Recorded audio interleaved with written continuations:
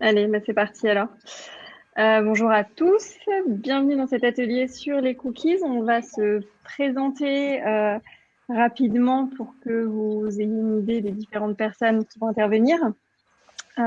Clémence, je vous laisse faire les honneurs. Merci. Donc, bonjour à tous. Je suis Clémence Côté, responsable du service des affaires économiques à la direction de la conformité de la CNIL.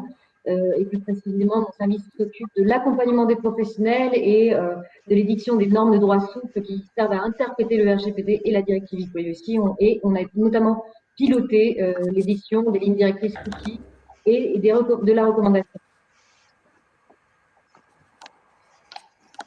Maxime.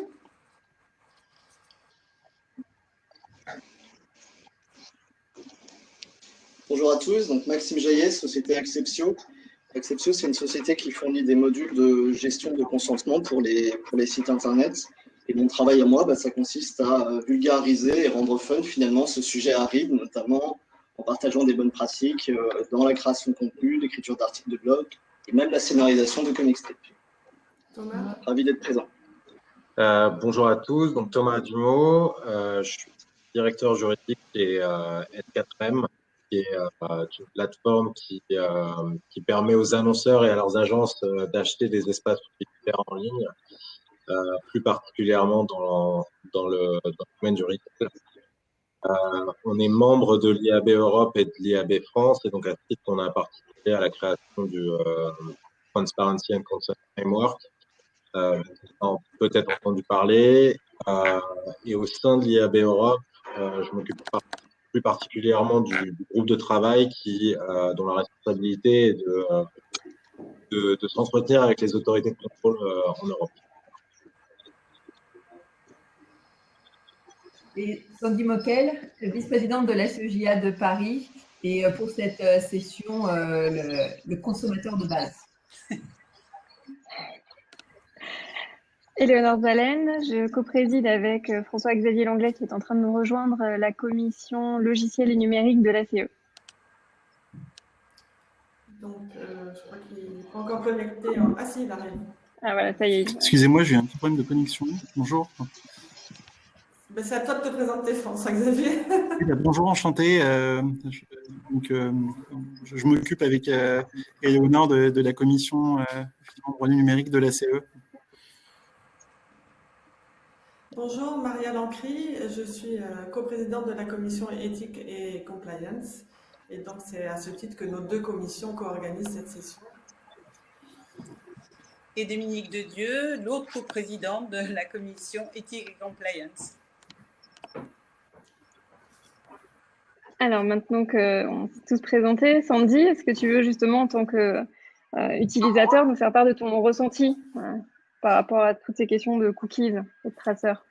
Alors, volontiers. Effectivement, quand on a abordé cette question, c'est vrai que je me suis replongée dans tous ces moments où je suis bêtement dans les transports en commun et j'essaye d'occuper mon temps à regarder les articles qui me sont proposés. Et régulièrement, à chaque fois que j'arrive sur un nouveau site, et on le fait de plus en plus souvent, arrive cette première page où on nous dit si vous voulez continuer, il va falloir accepter ce qui vous est proposé. Il y a celles qui sont plus ou moins simples d'accès, où on voit très facilement le tout rejeter, enfin tout refuser ou tout accepter. Et puis celle où déjà pour arriver à la page où on doit pouvoir faire un choix, ça devient une tannée, où finalement on ne sait plus à quel moment on accepte les choses ou on les refuse. Et on se rend compte que finalement, en désespoir de cause, si on tient absolument à lire l'article notre nez parce que voilà, on a 5-10 minutes à faire et qu'on a vraiment envie de savoir ce qu'il en est, et on finit par accepter le premier lien qu'on a et qui est souvent tout accepté. Et donc finalement, on se rend compte qu'on va donner encore plus nos informations que peut-être ce qu'on faisait avant, et avec notre plein consentement cette fois, puisqu'on est censé accepter donc beaucoup de choses, sans avoir eu l'accès finalement de l'information réelle sur ce qui allait pouvoir être fait. Et c'est vrai que ça devient une vraie contrainte. Et d'ailleurs, ce qui est assez amusant, c'est que là, je viens de lire le Canard enchaîné, c'est celui de la semaine dernière encore, qui justement a fait un article sur la question et qui se penchait sur ces questions, puisqu'effectivement, comme on le voit aussi avec ce que vient de faire la CNIL, c'est tout à fait d'actualité. Et pour rester dans le timing, voilà, je vais vous rendre la parole. Merci beaucoup, Sandy. Alors, une remarque liminaire avant de rentrer dans le vif du sujet, pour préciser justement le sujet dont on va parler aujourd'hui. Aujourd'hui, on va parler de cookies et il y a une confusion ou en tout cas un raccourci qu'on voit assez souvent qui est de dire les cookies sont soumis au RGPD, alors que non, c'est pas le cas. Les cookies sont soumis à une réglementation qui leur est propre. On parle de la réglementation e-privacy, qui a fait l'objet d'une directive en 2002, qui devrait faire l'objet d'un règlement e-privacy, mais qu'on attend toujours, et qui est bien distinct du RGPD. Distinct pourquoi? Parce qu'on parle de deux choses différentes. Le cookie, et je dis cookie au sens large, hein, j'entends évidemment tous les autres types de traceurs. Le cookie, c'est un moyen, c'est une brique technique qu'on va poser ou qu'on va aller lire pour remplir une certaine fonction technique, mais qui n'est pas forcément celle de collecter de la donnée à caractère personnel. À l'inverse, on peut avoir un traitement de données sur un site internet qui intervient sans aucune aide de cookie. On peut très bien collecter, par exemple, l'adresse IP dans le cadre d'un traitement. Donc, on a quand même deux pans de réglementation différents. Maintenant, il est bien évident que ces deux pans ont des interactions qui peuvent s'entrecroiser. Déjà, on a une notion de consentement qu'on retrouve à l'identique dans les deux réglementations, puisqu'on a une position qui est maintenant assez unanime pour dire que le consentement au sens de la réglementation e-privacy doit s'entendre et doit s'apprécier comme le consentement au sens du RGPD. Et on a une intersection évidemment pratique entre les deux, puisque quand on pose un cookie qui va collecter une donnée à caractère personnel, le traitement de cette donnée, lui, va être soumis au RGPD. Et d'ailleurs, le cas échéant, si c'est un traitement qui est fondé sur la base légale du consentement, on va avoir un seul et même consentement qui va porter à la fois sur le moyen, le dépôt du cookie, et la finalité, le traitement qu'on soumet au RGPD. Donc, on a une intersection claire, mais c'est important d'avoir quand même une vision de ces deux réglementations bien distinctes et de la façon dont elles s'articulent. Pour nous en dire plus sur ce qui nous intéresse aujourd'hui, c'est-à-dire la partie e-privacy, je vais passer la parole à Clémence Côté. Merci pour cette présentation très claire. C'est vrai que la confusion est souvent là entre la directive e-privacy et le RGPD, et l'idée des lignes directrices et de la recommandation qu'on vient d'éditer est effectivement d'arriver à clarifier cette articulation et de voir concrètement comment est-ce que ça se passe. Donc, en fait, ce que j'aimerais d'abord rappeler, c'est qu'est-ce qu'un cookie? C'est la minute technique. Alors, un cookie ou un traceur, je pense que là, c'est la slide suivante. Oui. Donc, qu'est-ce qu'un cookie? Alors, j'espère que vous arrivez tous à visualiser l'écran, parce qu'on a essayé de vous mettre j'ai essayé de vous mettre un encadré sur la droite qui correspond au cookie dataire de Facebook, qui est un cookie assez connu, mais qui permet de voir comment est construit un cookie.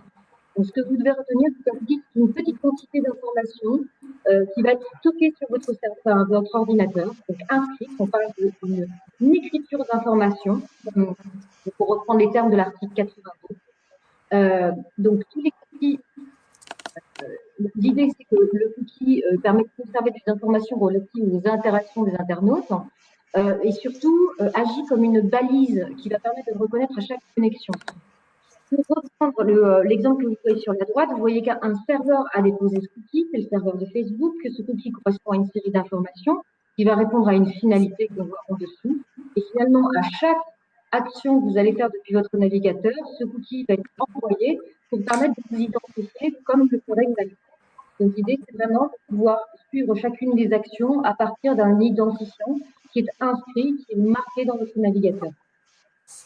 Sachant que la réglementation parle d'opérations consistant à inscrire ou à lire des informations qui sont sur votre ordinateur. Donc, elles ne touchent pas seulement les cookies, mais également d'autres technologies qui sont présentées sur la slide suivante. Donc, on parle bien des cookies, mais aussi des cookies flash. Alors, pour vulgariser un petit peu le propos, les cookies flash, finalement, vous les trouvez souvent sur des sites, et ce sont des cookies qui sont envoyés par leur propre domaine et qui sont très difficiles à supprimer parce qu'ils ne peuvent pas être supprimés via votre navigateur. Mais ça reste un mécanisme qui permet d'inscrire des informations dans votre terminal. Vous avez une autre technologie aussi qu'on appelle, enfin, que les techniciens, les ingénieurs appellent stockage HTML5. C'est littéralement une technique qui consiste à stocker des informations dans votre navigateur. Donc, l'information n'est pas dans votre terminal, mais dans votre navigateur, et elle va jouer le même rôle qu'un cookie, à savoir agir comme une balise qui permet de vous individualiser à chaque action faite depuis votre navigateur. Et enfin, il y a une technologie qu'on oublie souvent, mais qui fait entièrement partie des technologies soumises à l'article 82 de la loi et donc à un consentement, c'est le fingerprinting. Et en fait, cette action consiste à lire et non plus à inscrire des informations sur votre terminal, typiquement, là, je suis connectée, mon navigateur a certaines spécificités sur la langue choisie, la police, des informations qui sont très techniques et qui, dans leur ensemble, permettent de créer une empreinte unique et de me reconnaître à chaque fois que je me reconnecte depuis mon navigateur. Donc, cette empreinte unique agit comme une balise, encore une fois, et est considérée comme un traceur soumis au principe du consentement préalable. Pour vous donner un exemple, c'est une technologie qu'on retrouve souvent en matière de lutte contre la fraude pour vérifier que vous vous connectez depuis le même navigateur. Donc, voilà pour les spécifications techniques. Alors, deuxième chose qu'il faut retenir sur la question de l'application de la réglementation, c'est qu'on parle de traceurs et on parle de traceurs déposés, utilisés depuis le terminal d'un utilisateur. Alors, un terminal, c'est un objet protéiforme qui permet de se connecter à un réseau et d'échanger des informations entre eux. Pour prendre les données juridiques, il s'agit de se connecter à un service de communication ouvert au public, littéralement à Internet. Et aujourd'hui, vous savez qu'on ne se limite plus à l'ordinateur ou au smartphone, mais qu'il peut s'agir par exemple d'une console de jeu, de télévision connectée, de véhicules connectés, de frigo connectés, voilà, de tout objet susceptible d'interagir avec l'extérieur en se connectant à un réseau. Donc, c'est pour ça qu'il faut avoir quand même, lorsque vous avez des dossiers, je parle aux avocats, dans l'analyse de vos dossiers, il ne faut pas se limiter à une application de cookies purement liée au site Internet, mais aussi réfléchir en termes d'objets connectés à un réseau qui est susceptible d'interagir avec l'extérieur et de devoir être identifié à partir d'une information unique, qui peut être un cookie, du fingerprinting, et ainsi de suite. La minute, en espérant avoir été clair. Je ne sais pas si vous souhaitez compléter le propos technique, sachant que ça vient de la bouche d'une juriste. Je continue. Okay. Donc, que prévoit la loi informatique et liberté sur ce sujet? Alors, je pense que vous le savez déjà, il s'agit d'informer préalablement les personnes de l'existence de ces traceurs, non seulement de leur existence, mais aussi de leur finalité et des personnes morales qui sont à l'origine de leur dépôt, de leur inscription, etc. Le deuxième principe, et c'est un principe qui souffre de deux exceptions, c'est que on ne peut pas porter atteinte à l'intégrité personnelle en déposant votre traceur sans vous demander votre consentement. C'est vraiment le principe qui est le la qualité du privacy. C'est vraiment pour protéger la confidentialité de vos appareils, littéralement. Ce principe souffre de deux exceptions qui sont assez critiques. C'est que lorsque le traceur est nécessaire pour permettre la communication par voie électronique, dans ce cas-là, le consentement n'est pas nécessaire. Deuxième exemption, lorsque le traceur est strictement nécessaire à la fourniture du service que vous avez demandé, à l'accès au site, le fait que votre panier d'achat soit conservé à votre authentification, par exemple, à ce moment-là, votre consentement n'est pas nécessaire.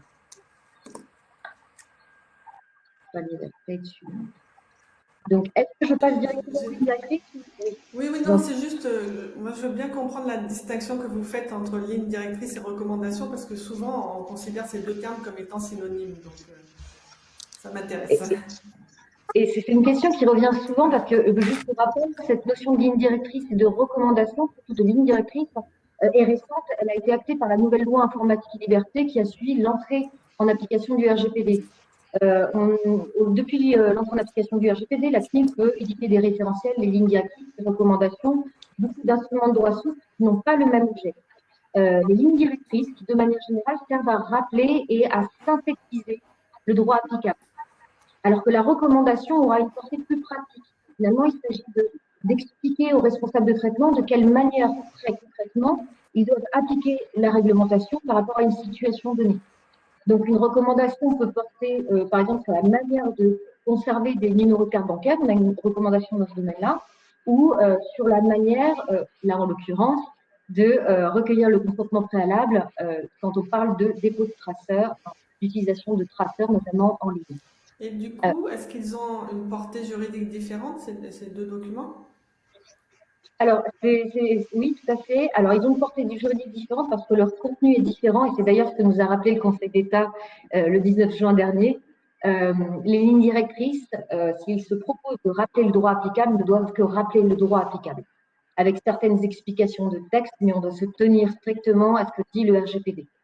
La recommandation ne peut pas aller plus loin que le droit applicable, c'est certain, mais va surtout proposer des exemples de mise en pratique. En fait, la recommandation, c'est un moyen de dire aux responsables de traitement, si vous vous conformez à ce qu'on vous indique dans la recommandation, vous êtes sûr et certain d'être conforme aux lignes directrices et donc à la directive e-privacy et au RGPD, en l'occurrence. Donc la portée n'est pas la même, leur valeur n'est pas la même, il faut le prendre comme deux outils différents. L'un servant à savoir si vous êtes dans les clous juridiquement, le deuxième servant à donner des exemples, peut-être pour proposer des solutions plus créatives, mais qui dans tous les cas doivent être conformes aux lignes directrices. J'ai répondu à votre question. Donc, je pense qu'on peut passer à la slide suivante, si ça vous convient. Donc, on a eu beaucoup de questions en fait, sur l'enchaînement des recommandations de la CNIL sur la question des cookies et autres traceurs, parce que c'est un sujet qu'on suit depuis des années, qui, je le rappelle, a fait l'objet, la directive e-privacy de 2009, qui n'a pas encore été modifiée, qui devrait être modifiée par le règlement, la proposition de règlement que vous évoquiez tout à l'heure, Éléonore. Donc, cette directive a été transposée en droit français en 2009 et a fait l'objet d'une recommandation pratique de la CNIL et interprétative en partie en 2013. Donc, cette recommandation, elle ciblait des principes qui correspondaient à ceux de la directive de 95 liée à la protection des données personnelles. Cette directive a été abrogée par le règlement, le RGPD. Et donc, le RGPD présentait la particularité de préciser les conditions dans lesquelles le consentement pouvait être considéré comme valable. Et l'une des principales nouveautés, c'est que finalement, le DPB, qui est l'ensemble la réunion des autorités de protection des données européennes, et qui a un pouvoir d'interprétation beaucoup plus fort qu'il ne l'avait avant, a acté que désormais la poursuite de la navigation, même avec une information préalable, ne pouvait pas être considérée comme un consentement valable en matière de cookies. Notre recommandation 2013 reconnaissait cette action comme un consentement valable. Donc, vous avez deviné l'équation et le résultat.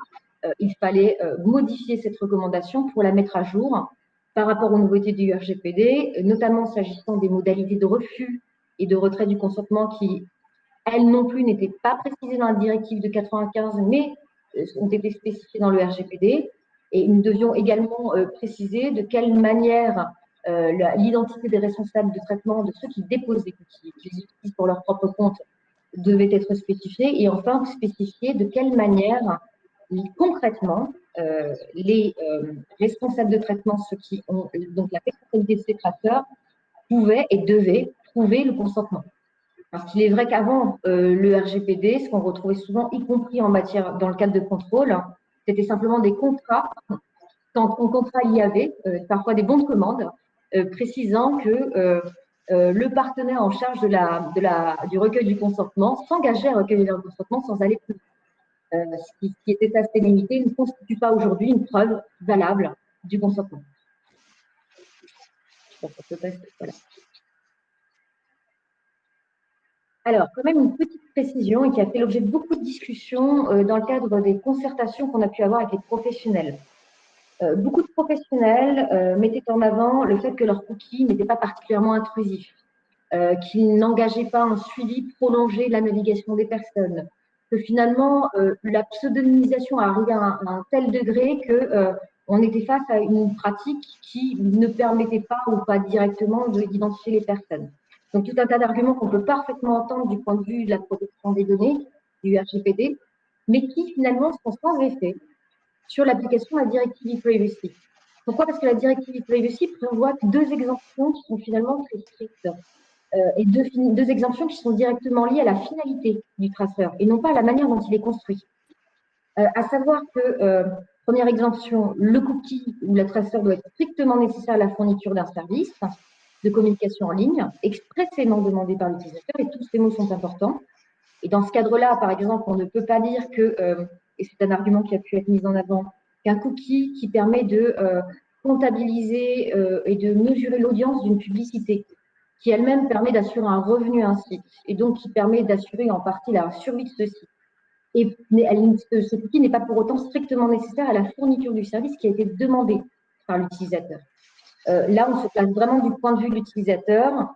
Ce qui sera un cookie nécessaire à ce qui est demandé par les utilisateurs, ce serait plutôt des cookies qui permettent de son authentification ou des cookies qui permettent de personnaliser son interface à partir du moment où le service est présenté comme étant un service personnalisé.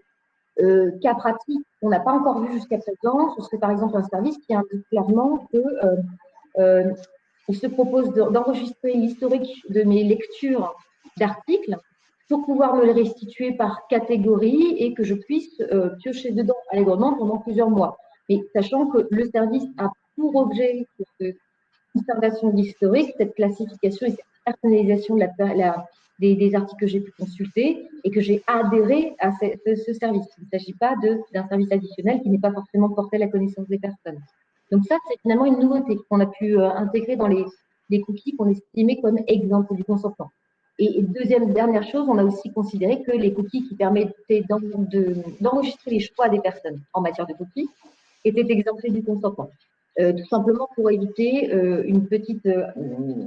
quelque chose d'assez cocasse qui aurait consisté à demander aux personnes leur consentement pour enregistrer leur consentement, ce qui aurait été un petit peu curieux.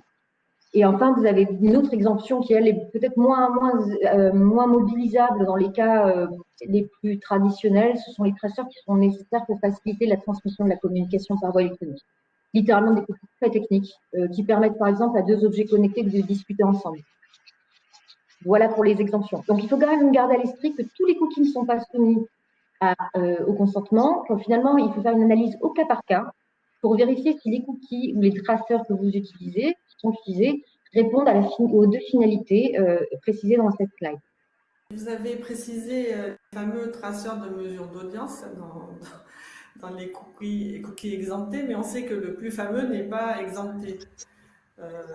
Et le Google Analytics, vous pouvez nous redire pour quelles raisons? Alors, pour les cookies de mesure d'audience, bon, déjà, la commission a une interprétation assez large en considérant que mesurer l'audience d'un site permet d'en améliorer l'ergonomie, éventuellement identifier des dysfonctionnements, etc. Donc, partant de là, une mesure d'audience classique, comme celle que beaucoup de sites institutionnels font d'ailleurs, est peut-être considérée comme nécessaire à la fourniture du service. Tout ça sous condition, parce que par exemple, des cookies qui permettent, enfin des cookies ou des traceurs qui permettent de collecter des informations pour ensuite les croiser avec des traitements en lien avec une estimation d'audience publicitaire, ne répond pas strictement à la finalité que je viens de vous décrire, aux besoins que je viens de vous décrire. Le premier point qu'on avait identifié par rapport à la solution que vous évoquez à demi-mot, c'est effectivement qu'il y avait un croisement d'informations. À partir du moment où vous avez un croisement des informations collectées via la mesure d'audience avec des informations qui sont traitées dans le cadre d'un autre traitement qui répond à une autre finalité, on ne peut pas considérer qu'on reste dans le cadre strict précisé dans la première exemption qui se trouve dans cette slide, pour répondre à votre question. Donc, le travail à faire, c'est vraiment de regarder les critères qu'on a pu mettre en avant dans les cookies de mesure d'audience. Et je vous en prie, on peut passer à la slide suivante. Donc, rapidement, pour vous, et je pense que vous en avez largement entendu parler, je veux revenir sur les critères du consentement qui sont précisés dans la recommandation et dans les lignes directrices. Tout d'abord, le consentement doit être libre. C'est ce qui a fait l'objet de beaucoup de débats et qui avait amené la CNIL, peut-être de manière excessive selon le Conseil d'État, à considérer que le cookie wall était interdit. La logique à suivre est que je dois me sentir libre d'accepter ou de refuser. C'est vraiment la philosophie. La question est seulement, est-ce que je dispose d'une alternative? L'interprétation de la CNIL était que l'alternative devait se trouver sur le même site. Le Conseil d'État, et plus exactement son rapporteur public, a estimé que le périmètre de vérification doit être plus large. Donc, on procédera à une analyse au cas par cas, à la lumière de ce qui a pu être dit, notamment dans le cadre du contentieux devant le Conseil d'État, et en coordination avec nos homologues, parce qu'il ne faut pas oublier que cette définition du consentement est une définition qui provient du RGPD et qui, par nature, doit faire l'objet d'une interprétation commune de l'ensemble des autorités de protection des données. C'est un premier point. Sur la liberté, un deuxième point important, c'est qu'on ne peut pas mélanger les finalités. C'est-à-dire que si vous proposez un consentement non spécifique, le risque est que vous vous retrouviez obligé finalement d'accepter une finalité publicitaire là où vous ne souhaitiez accepter qu'une finalité de mesure d'audience, par exemple. Donc, il faut encore une fois avoir une analyse du cas par cas. Sur le caractère éclairé, la grande nouveauté, finalement, c'est qu'on a acté, et qui a été aussi acté par le Conseil d'État, que la liste des structures qui utilisent ces traceurs pour leur compte, et donc qui sont responsables de traitement par rapport à ce dépôt de traceurs, doivent être, donc la liste doit être portée à la connaissance des personnes concernées. Donc une liste mise à jour. Pourquoi? Parce que quand on ira contrôler ces sociétés, il faut qu'elles soient en mesure de nous dire, regardez, j'ai collecté un consentement par le biais de tel partenaire à tel moment, et surtout, ce consentement répondait à l'ensemble des critères décrits dans le RGPD et notamment comprenait mon identité. Donc le consentement était éclairé. Voilà. Et enfin, le consentement doit être univoque, mais je pense que je ne reviendrai pas là-dessus. Vous savez qu'on passe par une action positive de la personne, une action positive qui ne se satisfait pas d'une simple de la navigation. Voilà.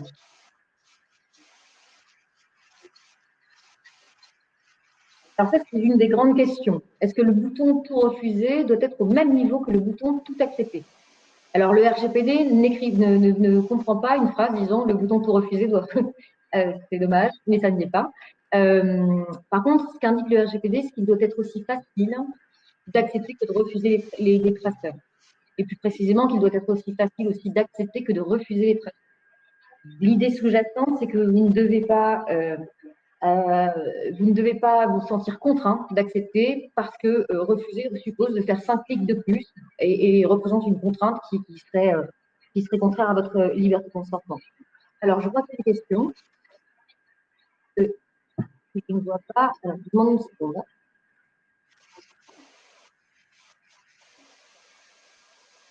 Est-ce que… Quelqu'un veut faire un commentaire technique, peut-être Maxime, je ne sais pas. Non? Tout va bien? Moi, j'aurais une question. Attention des participants, n'hésitez pas à poser vos questions par le Slack, hein. Par le chat. Allez-y. Vous m'entendez bien là? Oui. Oui. Donc, on dit qu'il doit être aussi facile d'accepter que de refuser les traceurs.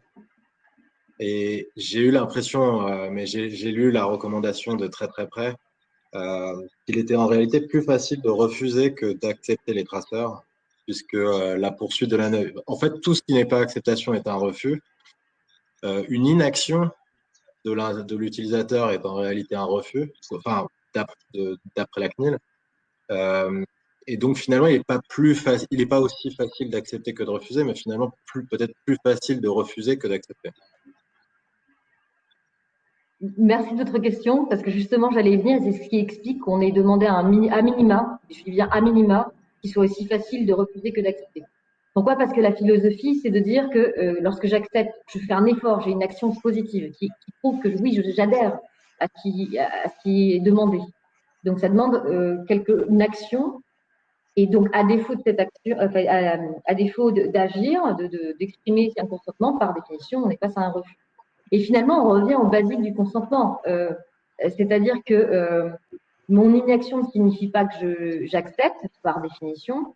Et à défaut d'avoir fait la démarche de dire oui, j'adhère à ce traçage ou à ce dépôt de cookies, bien sûr, je n'adhère pas. C'est un petit peu on a tiré la philosophie de la chose jusqu'au bout, et d'ailleurs, on a été confirmé par le Conseil d'État sur cette partie. Et donc, ça signifie aussi que si vous mettez une petite croix pour faire disparaître l'interface de recueil du consentement et que la personne n'a rien exprimé, le fait de faire disparaître l'interface signifie que la personne a refusé. Alors je peux intervenir. Pardon, Sandy. Excusez-moi. Parce que ça rejoint un peu ce que je disais au début. Alors, effectivement, on le voit, ce bandeau, où simplement on nous dit attention, il y a des cookies. Et effectivement, on comprend l'inaction, il ne va rien se passer. Et tant mieux. Et ça, on le voit sur plusieurs sites. Mais ce qu'on a un peu évoqué au début, c'est ça qui pose problème, c'est tous ceux qui, au contraire, nous bloquent l'accès. C'est-à-dire qu'il ne suffit pas de refuser, parce qu'en fait, on vous dit, si vous voulez lire la suite, il va falloir faire une démarche. Et où, en fait, c'est très compliqué. Enfin, il y en a un pour qui, vraiment, c'est très compliqué d'arriver au choix simple. Et où, en fait, on se retrouve contraint à accepter plus par lassitude et par agacement que parce que voilà. Et donc, on accepte en fait. Effectivement, on accepte, on fait une action. Mais on se sent un peu contraint de le faire si on veut continuer la lecture. C'est typiquement dans ces cas-là, si on a une plainte s'agissant de cet acteur, ce qu'on ira vérifier, c'est si le nombre de clics, je vais prendre quelque chose de basique, hein, pour aller refuser est plus important que le nombre de clics pour accepter. Et théoriquement, vous devez l'avoir dès l'entrée sur le site. Donc, pas d'effort, vraiment pas d'effort. Ça, c'est vraiment la base. Et ça signifie, par contre, il y aura toujours la question des cookie walls, ça, il faut le dire. Hein. Donc, il est possible aussi que certains sites de presse indiquent que soit il soit clairement indiqué, soit vous acceptez l'utilisation des cookies à des fins de ciblage publicitaire afin de rémunérer le service qui vous est rendu, soit vous passez par une solution payante. C'est effectivement des choses qui risquent d'arriver, mais ces cas-là vont être étudiés vraiment au cas par cas parce que même le rapporteur public au Conseil d'État qui a ouvert cette voie a rappelé certaines restrictions pour éviter que les personnes se retrouvent contraintes et qu'on se retrouve dans une société où tout le monde doit accepter le traçage sans aucune autre alternative. D'accord. Alors, la question que Sandy posait amène une question que je trouve intéressante, qui est est-ce qu'on peut forcer l'internaute à faire un choix? Parce que si on assimile l'absence de choix sur le personnaliser les choix en plus du bouton. Alors, c'est une très bonne question qui nous a été posée aussi par les professionnels. La difficulté, c'est que le RGPD dit, le RGPD et la directive du privacy dit vous devez consentir, vous devez faire une démarche. Si vous êtes face à deux boutons, tout accepter, tout refuser, on ne pourra pas reprocher, je pense, à l'éditeur du site de ne pas avoir mis une petite croix qui vous permet de passer à la suite. Voilà. Par contre, ce qu'il vous faut que vous puissiez faire, c'est refuser facilement. Je ne sais pas si j'ai répondu à votre question. Mais en fait, il n'y a pas d'inscrit en tant que tel dans les textes un droit de la personne à ne pas s'exprimer. Voilà. Et vous avez le droit, et en tout cas, on n'a pas pu en déduire ce type de choses. Par contre, si vous avez un tout accepté et juste à côté, par exemple, une croix qui dit clairement « je continue ma navigation sans accepter », qui pourrait être assimilé au fait que vous souhaitez continuer sans exprimer de choix, et peut-être revenir plus tard sur votre choix, ça ne posera pas de difficulté. Parce que là, vous constaterez que dans les deux cas, on est face à deux clics, où pour chaque clic, je sais exactement quelle est la signification de mon acte. Mais alors, est-ce qu'on considère que c'est véritablement un refus ou est-ce qu'on considère que c'est en tout cas le refus de faire un choix à ce moment-là? Parce que si on considère que c'est un refus, d'après la suite des recommandations, on est censé garder ce refus pendant un certain temps. Donc, la question, c'est quand on a un internaute qui finalement n'a pas choisi, simplement il a poursuivi sa navigation par exemple, est-ce qu'on peut lui reposer la question à sa prochaine navigation ou est-ce qu'on est obligé d'interpréter ça comme un refus et donc de ne plus lui poser de questions pendant 6 mois? Alors, vous êtes obligé de l'interpréter comme un refus. La question, c'est plutôt la durée de conservation du refus. C'est finalement le fait que vous passiez à autre chose sans accepter, ça a le même effet que si vous refusiez, parce que c'est un refus. La question qui se pose, et je crois que ça fait partie des questions que j'avais mis dans les slides après, voilà, peut-il redemander le consentement de la personne? Le RGPD ou la directive privacy ne précise pas quelle est la durée de conservation des choix, qu'il s'agisse d'une acceptation ou d'un refus des personnes. Donc, partant de là, ce qu'il faut garder à l'esprit, c'est que la durée de conservation, parce qu'elle est courte, ne doit pas conduire à harceler la personne. Donc, ce qu'on recommande notamment, c'est qu'à minima, ce soit conservé pendant le temps de la session. C'est-à-dire que vous arrivez sur le site, vous lisez l'ensemble de vos articles et on ne vous redemande votre consentement que lorsque vous revenez. L'idée est d'éviter que l'interface pop-up à chaque changement de lecture sur le même site lors de la même session. Ça, c'est en quelque sorte un minima.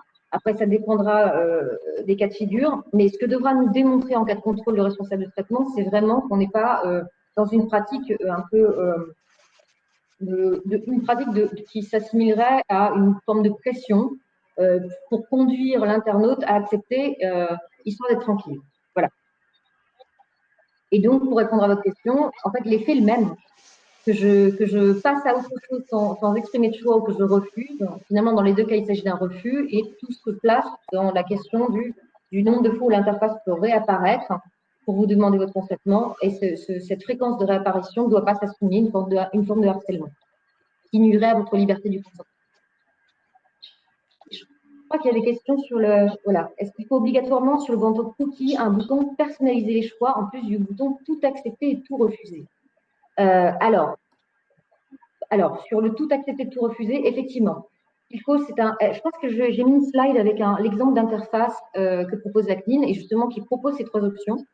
Donc, tout refuser, tout accepter et personnaliser. Voilà, merci beaucoup. Ce que dit la CNIL, c'est que vous devez avoir la possibilité de spécifier votre consentement. C'est-à-dire, plutôt que tout accepter ou tout refuser, dire j'accepte par exemple la mesure d'audience ou la publicité contextuelle, mais je ne veux pas de publicité ciblée. Pourquoi pas? Pourquoi? Parce que si on vous propose tout en bloc, encore une fois, vous allez vous retrouver bloqué dans votre choix et ça serait susceptible de nuire à la liberté de votre consentement. Donc, le bouton personnaliser les choix qui peut être formulé d'une autre manière, hein, l'idée est que ce soit clair, est là pour éviter de forcer un consentement pour des finalités spécifiques auxquelles la personne n'adhérerait pas. Clémence, excusez-moi, Voilà. est-ce que je peux vous reposer une autre question? Parce que le sujet précédent m'intéressait beaucoup. Sur le refus, j'ai noté dans la recommandation qu'il y a au moins 4 façons de refuser. Donc, il y a le tout refuser qui est évident, il y a la croix, il y a le continuer sans accepter, il y a la poursuite de la navigation et l'inaction. En fait, il y en a 5. Est-ce qu'on pourrait imaginer, du coup, qu'il y ait des durées de conservation qui soient différentes en fonction de chaque cas de refus?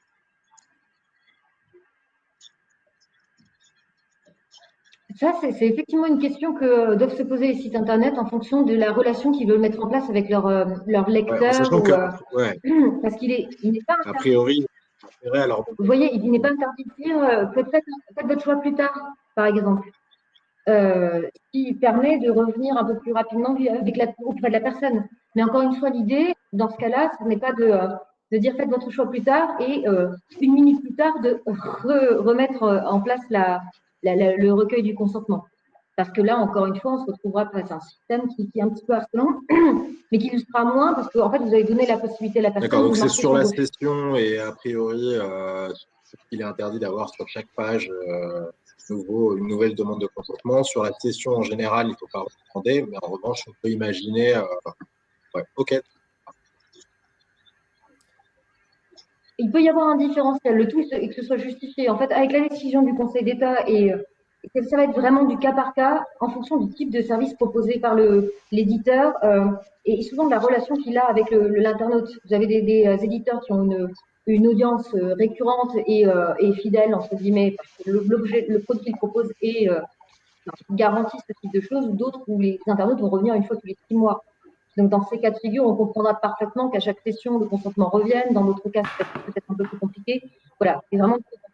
Et juste pour répondre à la question qui est sur la droite, existe-t-il un bouton qui permet de revenir sur mon choix? Merci de la question, parce que je crois que je l'ai mentionné après, mais je n'ai plus en mémoire toutes les slides. Effectivement, l'une des grandes nouveautés du RGPD, c'est que vous devez avoir le droit de retirer votre consentement aussi facilement que vous l'avez donné. Donc, ce que préconise la CNIL dans ce cadre-là, c'est de faire figurer un bouton appelé cookie ou gérer mes cookies, enfin quelque chose qui annonce clairement la couleur et qui soit disponible en permanence en bas de page, etc., où la personne puisse revenir pour modifier les choix qu'elle a pu exprimer précédemment. Voilà. Alors, l'exemption de mesure d'audience, on l'a évoqué tout à l'heure, sachant que vraiment, on est quand même sur une interprétation stricte. Et j'insiste là-dessus, d'ailleurs, interprétation stricte sur laquelle le Conseil d'État était assez vigilant, qui consiste à dire que la mesure d'audience doit véritablement servir à faire de la statistique d'utilité et non pas à faire, par exemple, de la statistique de plusieurs sites. Si vous avez un éditeur qui a plusieurs sites qui ont des objets complètement différents, etc., il ne s'agit pas d'identifier via cette mesure d'audience exemptée le visiteur unique qui aurait été sur un site A, puis aller sur le site B, et ainsi de suite. Par exemple, le cross-site n'est pas possible. Et encore une fois, on est vraiment sur une logique de statistique. Et c'est ça qu'il faut garder à l'esprit.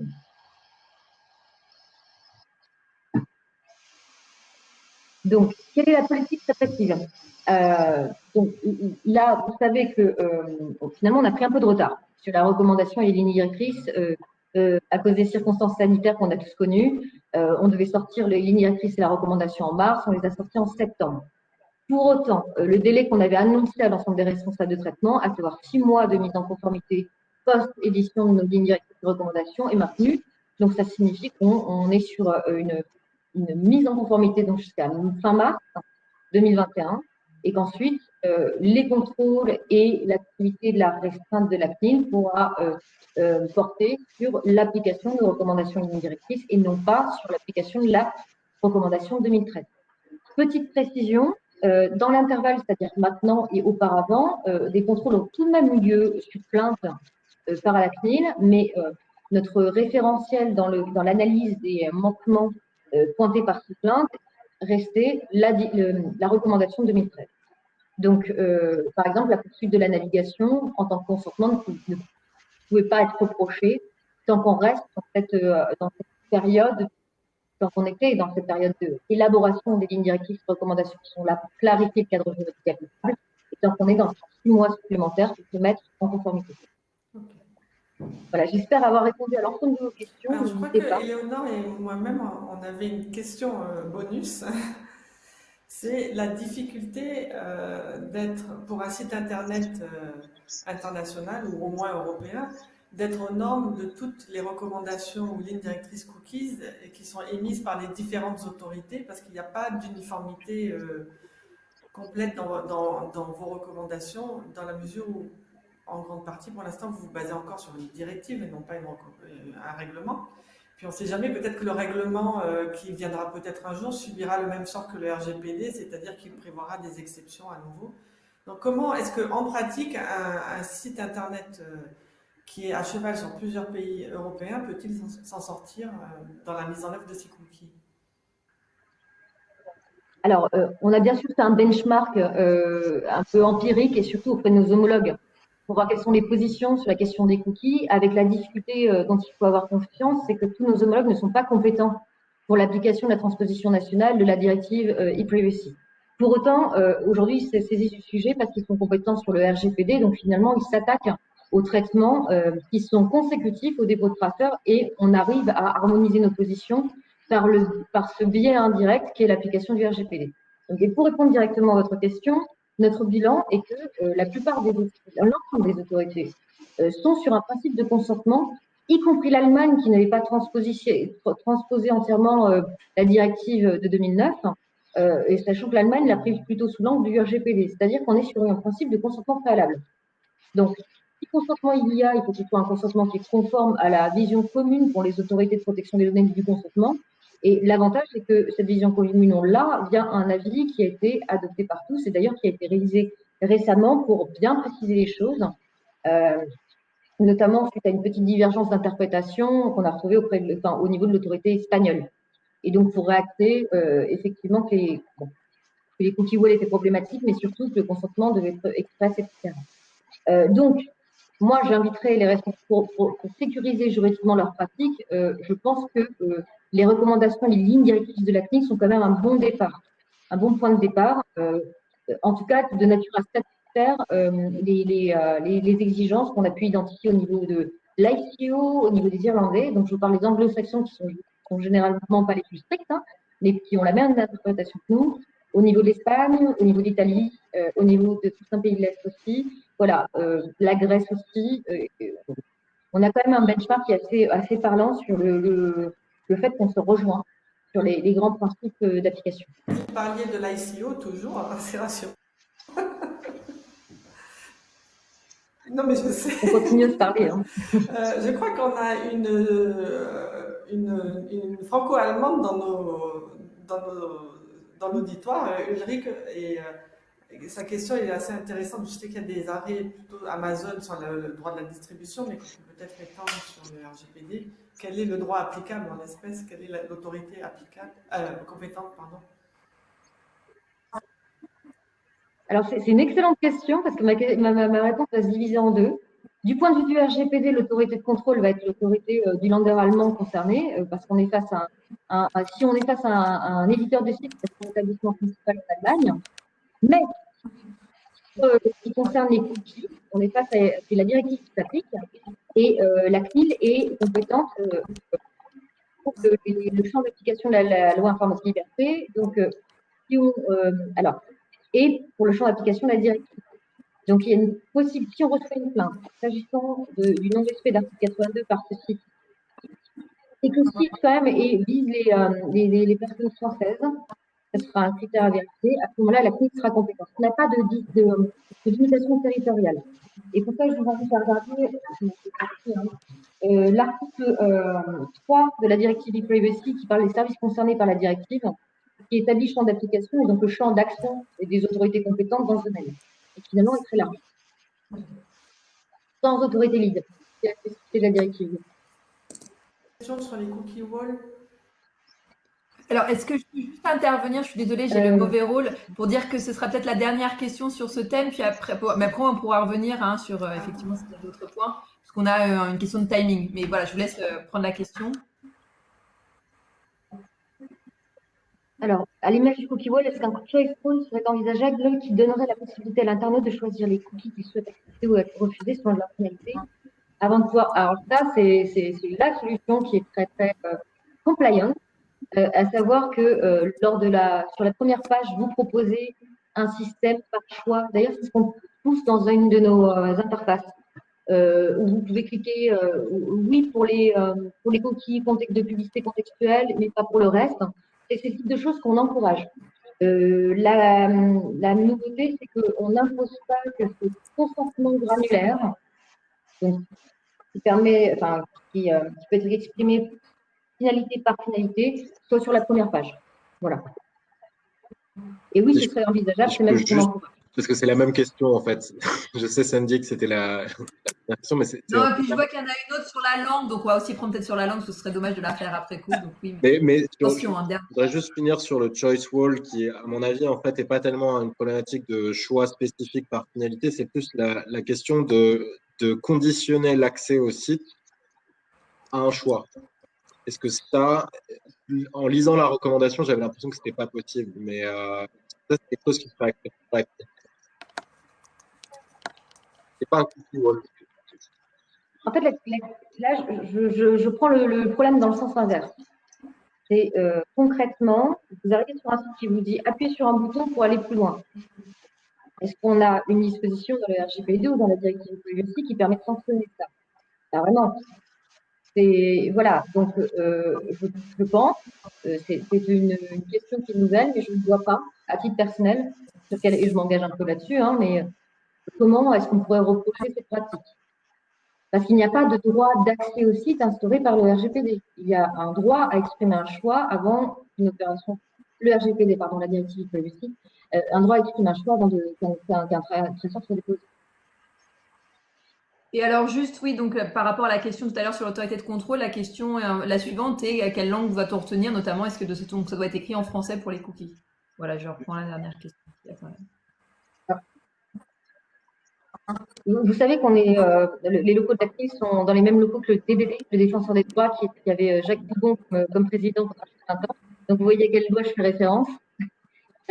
Donc effectivement, ce qu'on peut répondre systématiquement dans ce cas-là, c'est que l'information doit être compréhensible. Donc partant de là, si vous avez un site France qui s'adresse à français qui comporte une information en anglais, par exemple sur les cookies, on va avoir un problème de compréhensibilité qui est obligatoire selon le RGPD. Ça rejoint en fait les arrêts Amazon et puis l'agence immobilière, je ne me souviens plus du nom, où il disait que dès lors que le site est dirigé vers une clientèle d'un pays, ça doit être compréhensible par les consommateurs de ce pays. Merci beaucoup Clémence. Je vais continuer à dérouler les slides, mais je crois que c'est Dominique qui prend le lead maintenant. Oui, merci beaucoup Clémence. Merci aussi pour ce scoop sur les lignes directrices et pour toutes ces explications qui sont fort utiles. Et qui nous montre que nous avons maintenant de nouvelles obligations pour les sites Internet, ou en tout cas les obligations sont renforcées, un peu à l'image des obligations renforcées lorsque le RGPD est entré en vigueur en mai, puisque le sujet reste le même, c'est le consentement, et que le consentement, c'est quand même une difficulté supplémentaire du point de vue des acteurs économiques, des praticiens qui ont des obligations qui s'imposent et qui, de ce fait, s'interrogent sur la bonne façon de les mettre en œuvre pour ne pas perdre de clients, ne pas perdre de prospects.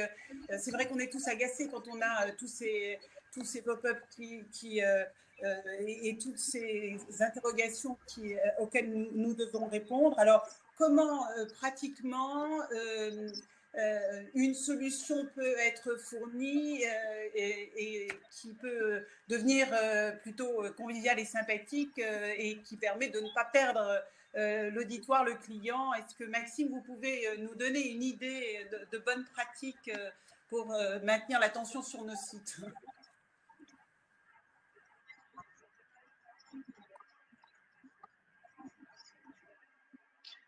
Écoutez, je vais essayer. Et sans doute, la première réponse à donner à la question, c'est de tenter de dédramatiser.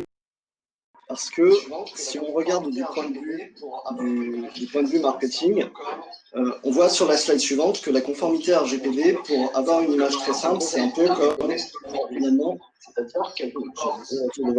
c'est un peu comme un gros iceberg posé sur une mer d'huile. C'est-à-dire qu'elle comporte un volet front office, un volet très visible de l'utilisateur, qui va concerner notamment de la gestion des sites web, la bonne prise en compte des réclamations de type droit d'accès, opposition, suppression, la conformité des parcours de recueil de consentement, et puis la manière dont on informe sur la façon dont les données sont traitées. Et tout cela va s'appuyer sur un socle de mesures aussi lourdes que structurantes et qui sont ingrates parce que peu visibles finalement, et qui vont concerner des mesures techniques, des processus organisationnels qui va se déployer dans les outils. Et donc, c'est une image très simpliste, mais elle permet de bien comprendre pourquoi finalement, pour un métier qui découvre le sujet, dans un premier temps, la conformité, les protections des données personnelles, ça peut apparaître comme un gros facteur de coût et de risque si c'est mal fait. Et donc, en slide suivante, la question, c'est finalement comment proposer une solution qui permette de respecter les différentes exigences réglementaires, tout en ne tuant pas l'exploitation des données. Pourquoi? Parce que, on va le voir sur la slide suivante, l'exploitation d'un site internet, c'est d'abord et avant tout un gisement pour constituer des bases de données. Et un peu dans la lignée de ce que disait Éléonore, les cookies, ça va être un canal de recrutement parmi d'autres. Ce sera la slide, je vois la slide en jaune, Maria, ce sera la slide suivante si c'est possible. Donc, un site web, c'est d'abord précédente. Je vois peut-être en différé par rapport à vous. Donc, un site web, c'est d'abord un gisement pour constituer des bases de données. Et donc, les cookies, c'est un canal parmi d'autres, finalement, au même titre que peuvent l'être les formulaires. Merci, Maria. Et donc, les données vont être exploitées pour diverses finalités. Par exemple, pour éprouver l'efficacité d'un bouton de validation, savoir s'il est meilleur en gris ou en vert, faire de l'A/B testing, ou pour mesurer l'audience d'un site et en optimiser l'ergonomie, ou bien pour faire de la segmentation de son audience par centre d'intérêt et activer des campagnes publicitaires personnalisées. Et donc, notre marketeur au centre de la slide, qui a le Power, il a surtout beaucoup de rêves d'exploitation de données dans la tête, et c'est là finalement que ça devient compliqué quand il faut être confronté à toutes les exigences qui ont été brillamment présentées par Clémence sur la manière de gérer un site. Et donc, en slide suivante, ça nous donne quoi? Ça nous donne le fait que finalement, la conformité d'un site web, c'est un gros cahier des charges qu'il faut respecter et qui fait que chaque exigence va se traduire dans des mesures techniques qui rentrent en profondeur finalement dans le détail du code source d'un site internet et de la manière de gérer son site. Donc, mettre en conformité le site, basiquement, c'est d'abord comprendre comment il fonctionne. Ça peut paraître évident, mais en réalité, ça ne l'est pas du tout. Et pourquoi? Parce qu'on va rentrer dans tout un ensemble de problématiques. La première, c'est que les sites d'aujourd'hui sont de plus en plus complexes. On veut ces solutions de mesure d'audience, sur des réseaux sociaux, on veut pouvoir afficher de la pub, et tout ça, ça nécessite d'intégrer des tags, des bouts de code dans le code source de son site internet, et ces tags qui vont être chargés avec le site, pour faire simple, déposent des cookies. Donc, on se retrouve avec tout un ensemble de cookies qui vont inclure en plus des cookies d'aujourd'hui et potentiellement des cookies d'hier, parce que ça peut paraître évident, mais ne pas paraître évident, mais il y a la problématique des tags obsolètes. Et le tag obsolète, pour donner un exemple, c'est vous travaillez avec une régie publicitaire, mettons Criteo pour en donner un exemple parmi d'autres. Vous décidez de changer le lendemain, vous passez à double-clic, vous prenez le tag de double-clic, vous le mettez dans le code source de votre site et vous oubliez de retirer celui de Criteo, qui techniquement continuera de collecter de la donnée sans aucune finalité, ce qui représente un manquement. Et donc, justement, dans vos recommandations d'avocats, en plus des guidelines qui vont être donnés pour respecter finalement la partie information et consentement, une recommandation intéressante à faire, c'est sans doute de pousser à nettoyer son code source et retirer à la fois les outils qui ne servent plus à rien et les tags qui correspondent à d'anciennes prestations. Et puis, pour aller rapidement dans le domaine de la publicité, des éditeurs qui vendent leurs espaces en ligne vont peut-être vouloir faire des enchères en temps réel. Or, le RTB, c'est un serveur informatique qui va en appeler d'autres, et tous ces serveurs vont déposer à chaque fois des cookies, et c'est comme ça que sur l'ensemble de ce que je vous ai exposé, on peut se retrouver avec une myriade jusqu'à 100 ou 150 cookies déposés sur son site internet, pour lesquels le problème, ça va être parfois de connaître la finalité d'exploitation de ce cookie. Je passe rapidement sur la partie UX design, mais il y a aussi les considérations sur la bonne manière finalement de configurer son bandeau de cookies, de le rédiger, de savoir comment on recueille le consentement. Évidemment, intégrer cette nouvelle exigence qui n'est pas nouvelle juridiquement, mais qui est sans doute plus en pratique, de collecter et de stocker des traces numériques correspondant à l'opposition et au consentement.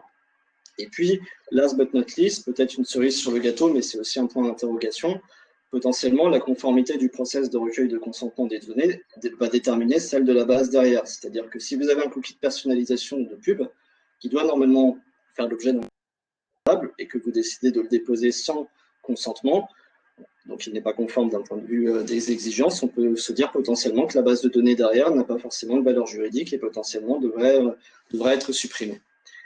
Et donc, à toutes ces exigences, vont se rajouter en slide suivante une problématique finalement qui est la relation parfois un peu conflictuelle entre d'un côté des utilisateurs qui sont de plus en plus préoccupés finalement par la manière d'utiliser dont on utilise leurs données. Ils veulent savoir qui collecte des données, quelles données, pour en faire quoi, qui en sera le destinataire.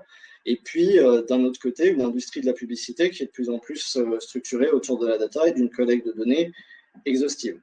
Et donc, en slide suivante, finalement, on voit bien que cette problématique de la conformité des cookies, elle amène à devoir introduire une vraie politique de gestion des cookies sur son site internet. Ça passe par l'installation d'une solution de gestion des consentements. Et donc, pour choisir ce genre de solution, évidemment, le premier critère, ce sera que la technologie proposée permette de vraiment respecter les exigences réglementaires. Et ça sera aussi que finalement le fournisseur qui est derrière est une vraie vision qui va s'incarner jusqu'à l'intérieur même de sa technologie. Et dans le cas d'Acceptio, la vision qu'on a, c'est le marketing choisi. Alors, donc si on continue, concrètement, qu'est-ce que ça va impliquer? L'idée pour nous, ça va être de pousser l'environnement du marketing et de la communication digitale de l'entreprise à venir s'emparer de la problématique assez juridique en soi et assez technique des cookies. C'est-à-dire d'en faire un temps fort de l'expérience utilisateur. On va interpeller un utilisateur avec un bandeau, on va lui demander s'il est d'accord pour les déposer, de la même manière qu'on va lui proposer de s'abonner à notre d'information.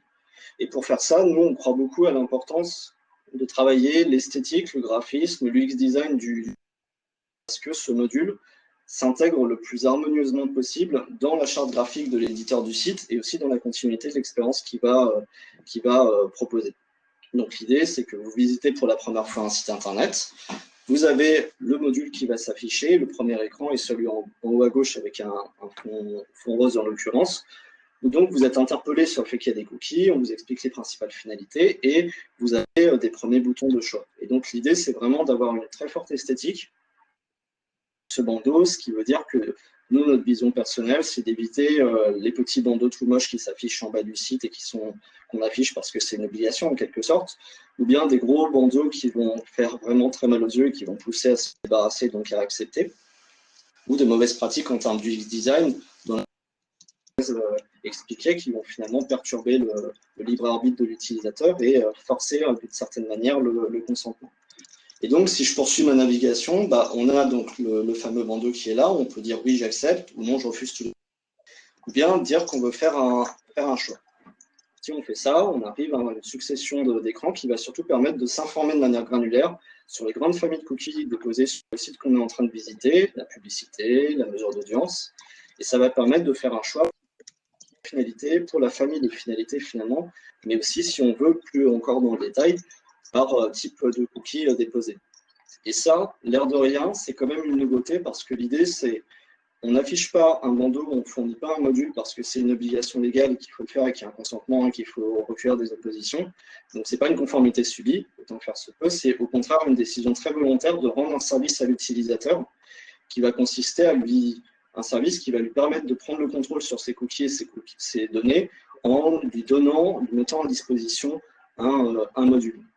Et là, du coup, on voit toute l'importance que ce module, du côté des développeurs, du côté des éditeurs de sites, donc vous en tant qu'avocat pour vos sites ou bien vos clients pour les leurs, il faut que ce module soit super facile à intégrer de manière à dédramatiser au maximum la conformité.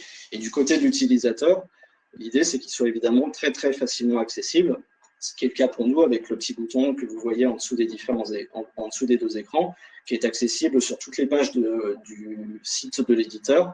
Donc très visible, très facile à utiliser pour réouvrir le module et pas perdu au fin fond d'une rubrique d'informations sur les cookies.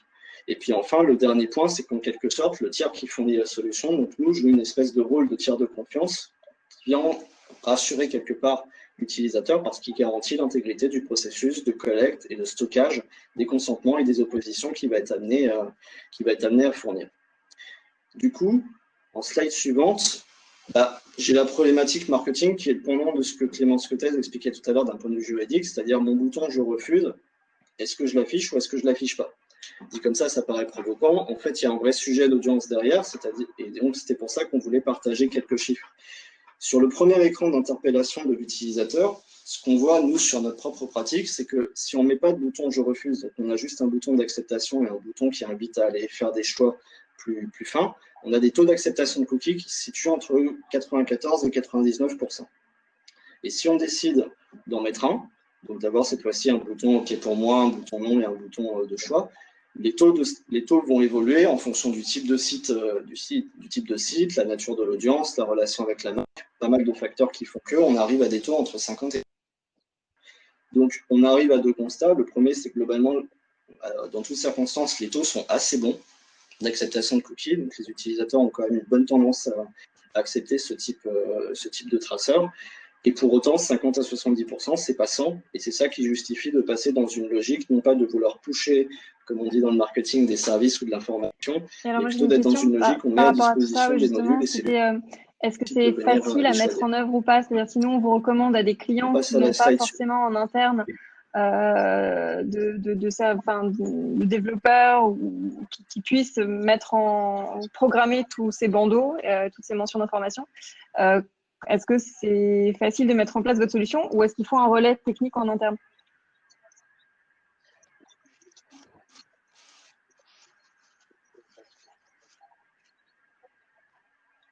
Non, l'idée, c'est que ça soit en soi assez facile. Donc, ça s'installera sans avoir besoin de grosses compétences techniques. Et puis après, la configuration en elle-même se fait en se connectant à une interface qui est très visuelle et très graphique et agréable pour les utilisateurs de la solution. Et donc, l'éditeur de son site garde la maîtrise complète, c'est-à-dire qu'il va identifier tous les cookies qu'il a sur son site, il va catégoriser et appliquer la règle de gestion de conditionner certains au dépôt d'un consentement. Et il pourra personnaliser son bandeau, écrire sa propre manière d'introduire finalement les cookies ou juridiques ou éventuellement plus marketing suivant sa propre politique.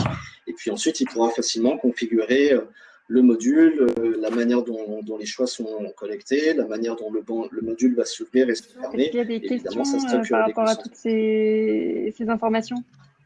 J'ai une petite question. Maxime, sur le slide précédent, donc j'ai l'impression que vous êtes assez optimiste. Effectivement. Donc c'est ça la page sur laquelle on est actuellement. Maxime, c'est l'interface en question qui permet de faire l'adaptation. D'accord. Pardon, vous m'entendez? Clémence, vous avez une question? Oui, là, c'est le panneau d'administration du module. Ah oui, d'accord. Non, donc sur le slide précédent, j'ai l'impression que vous étiez assez optimiste sur le fait que les gens acceptaient malgré tout, même si on leur propose une option pour refuser. C'est bien ce que j'ai compris. Est-ce que on ne peut pas se dire que aujourd'hui, ces taux restent bons parce que les gens avaient l'habitude d'accepter sans lire, je dirais, et qu'à mesure qu'on propose un bouton « tout refuser », ces taux vont probablement baisser?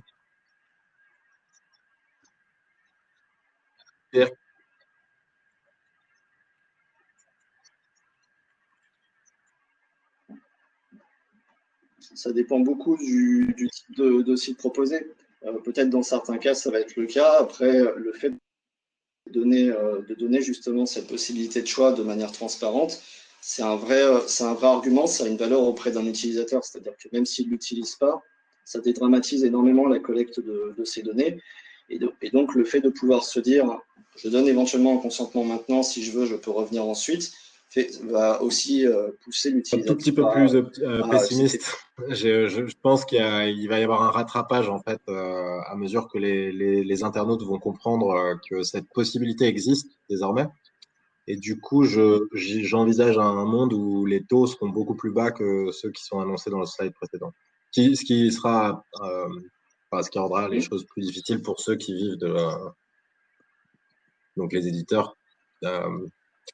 Mais intéressant. Vous avez du recul, vous, à l'IAB, justement, sur d'éventuels taux d'acceptation, de refus par rapport à tout ce qui a été mis en place, enfin ce qui va d'ailleurs nous amener à présenter l'action de l'IAB et ce que fait l'IAB. On n'a pas encore, il y a jusqu'à mars pour implémenter ce bouton tout refuser, mais on va sans doute avoir de plus en plus de données, mais à mesure que les sites implémentent le changement.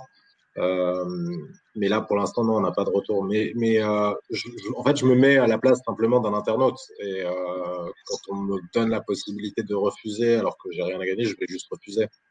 Sauf, voilà, c'est juste, du coup, je m'attends à ce que les taux soient plus faibles. Mais c'est purement du feeling à ce niveau-là. Après, je pense que peut-être que ça pourra jouer sur les mentions qu'on met et on peut espérer que si les sites explicitent vraiment le pourquoi et qu'ils arrivent à donner envie aux gens de dire oui, mais en leur expliquant vraiment pourquoi. Là où Jean-Maxime, c'est que ça va être en fonction des types de sites, je pense, qu'on pourra convaincre ou pas les internautes d'accepter. Non, je pense que c'est une idée intéressante d'impliquer le marketing effectivement dans une opération comme celle-ci, en sachant que ça a des limites. J'ai vu que il y avait écrit nos cookies sont super, et je me demandais d'ailleurs si ça permettait de s'assurer d'un consentement libre, de déjà en fait qualifier, mais bon, c'était je pense que c'est un exercice périlleux quand même aussi d'impliquer des équipes marketing là-dessus, parce que il y aura une tendance à vouloir montrer que les cookies c'est génial et que ça peut influencer le consentement. Ça peut être une autre problématique. Après, je pense qu'il y a quand même une ligne de partage entre ce type de solutions qui sont plus adaptées pour des sites qui vont utiliser leurs propres cookies ou qui vont faire de la publicité ciblée ou du retargeting de façon assez limitée. Par exemple, un site qui veut retrouver ses internautes et son public quand ils sont ensuite sur Facebook pour pouvoir leur reproposer une publicité. Donc, quelque chose de quand même assez limité. C'est clairement à distinguer des cas type RTB ou des sites qui monétisent complètement leur contenu grâce à de la publicité, qui eux vont être obligés d'avoir recours à des cookies tiers en nombre, de transmettre les informations à toute une ligne de partenaires derrière. Et pour le coût auquel semble plus répondre l'IAB. Donc justement, peut-être c'est une bonne transition vers l'action de l'IAB et ce qui a été mis en place d'un point de vue technique pour répondre à ces préoccupations-là. Ouais, tout à fait. En sachant que Maxime a quand même mentionné le RTB, le programmatique dans sa présentation, donc j'imagine que c'est pas complètement décorrélé de vos activités.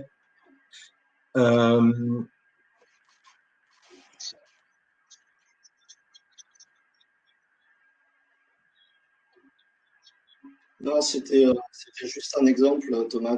Nous, en fait, en termes de posture, on est quand même plus sur des éditeurs, effectivement, qui soit utilisent des solutions, je dirais, classiques de mesure d'audience ou qui ont une régie assez simple pour monétiser leurs espaces publicitaires. Après, c'est vrai que le RTB, dans le cas des sociétés qui font du RTB sur leur site, ce sont des types de sociétés pour lesquelles cet outil ne correspondra pas forcément. Donc ça peut expliquer aussi ta différence de point de vue. Le module qu'on présente, il a pour objectif effectivement d'aider l'éditeur à montrer que ces cookies sont inoffensifs. C'est une manière de parler, c'est une posture très marketing. Bon, bah, alors du coup, on va basculer sur le programmatique dur et le RTB, donc le Real-Time Bidding, et donc la solution technique qui a été développée par l'IAB Europe en collaboration avec les IAB locaux. Donc, l'IAB, c'est l'International Advertising Bureau, une association qui est présente au niveau européen, mais aussi à tous les niveaux local. Donc, en l'occurrence, l'IAB France a également participé. Donc, on va peut-être passer au slide suivant. Donc, je vais peut-être juste donner un peu de contexte sur ce que c'est que le TCF et comment ça a été créé. Donc, avant 2017, je dirais qu'on était dans une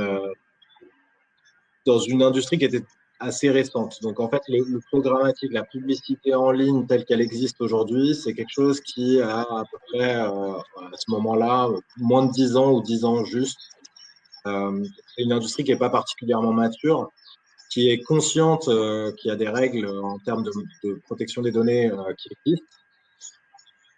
Il n'en fait pas beaucoup cas. On va être assez transparent parce que, entre autres, parce que les amendes étaient peut-être pas à la hauteur.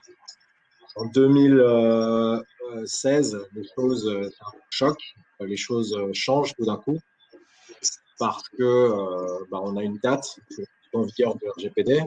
On sait que ça va être le 25 mai 2018 et on commence à prendre très peur dans cette industrie sur les amendes qui sont prévues par le RGPD. Donc en 2017, l'IAB Europe réunit toutes les forces qui constituent cette industrie. Donc ça veut dire les éditeurs de sites internet ou d'applications. Il va y avoir aussi les annonceurs, les agences publicitaires, mais également tous les acteurs technologiques qu'on appelle les acteurs de l'AdTech. Et il y en a beaucoup. Donc tout le monde se met autour de la table, tout le monde se rend compte qu'il y a un problème et que la mise en conformité par rapport au RGPD ne peut pas être un exercice qui se fait indépendamment des autres. Il faut travailler ensemble parce que c'est une chaîne où il y a beaucoup d'interconnexions entre les acteurs.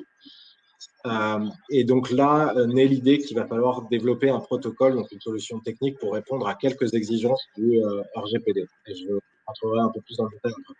En 2018, après des mois et des mois d'intenses négociations entre des acteurs qui ont des intérêts économiques différents, qui travaillent dans des régions différentes, avec des réglementations différentes. Tout à l'heure, Clémence parlait de l'Allemagne, par exemple, qui n'avait pas implémenté privacy.